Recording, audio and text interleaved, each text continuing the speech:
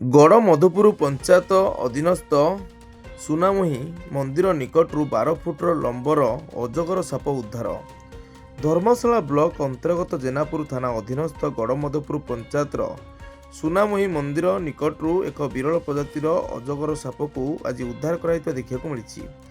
Snake helpline ସଦସ୍ୟ କାର୍ତ୍ତିକ ଚନ୍ଦ୍ର ଜେନାଙ୍କ ଦ୍ୱାରା ଏହି ବିରଳ ପ୍ରଜାତିର ସାପଟିକୁ ଉଦ୍ଧାର କରାଯାଇଛି। ଉଦ୍ଧାର ହୋଇଥିବା ଅଜଗର ସାପଟି ପ୍ରାୟ 12 ଫୁଟ ଲମ୍ବାର ବୋଲି ଅନୁମାନ କରାଯାଇଛି।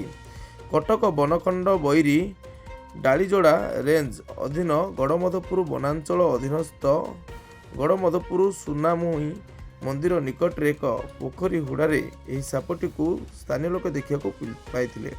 ଉକ୍ତ ପୋଖରୀରେ ମାଛ ଧରୁଥିବା ଲୋକେ ଗଡ଼ମଧୁପୁର ବନ ବିଭାଗ ଅଧିକାରୀଙ୍କୁ ଖବର ଦେଇଥିଲେ। ଖବର ପାଇ ଫରେଷ୍ଟର ଚିତ୍ତରଞ୍ଜନ ବିଶ୍ୱାଳଙ୍କ ନିର୍ଦ୍ଦେଶ କ୍ରମେ ବନ କର୍ମଚାରୀ ବିଜୟ କୁମାର ପ୍ରଧାନ, ତୋଫାନ କର ଏବଂ ସ୍ନେକ୍ ହେଲ୍ପଲାଇନ୍ ସଦସ୍ୟ କାର୍ତ୍ତିକ ଚନ୍ଦ୍ର ଜେନା ଘଟଣାସ୍ଥଳରେ ପହଞ୍ଚି ଏହି ବିରଳ ପ୍ରଜାତିର ଅଜଗର ସାପଟିକୁ ସୁରକ୍ଷିତ ଭାବେ ଉଦ୍ଧାର କରିଥିଲେ। ଉଦ୍ଧାର ଅଜଗର ସାପଟିକୁ ପାଖ ଜଙ୍ଗଲରେ ଛାଡ଼ି ଦିଆଯାଇଥିବା ଶୁକ୍ରବାର ଅପରାହ୍ନ 3 ଘଟିକା ସମୟରେ ଦେଖିବାକୁ ମିଳିଛି।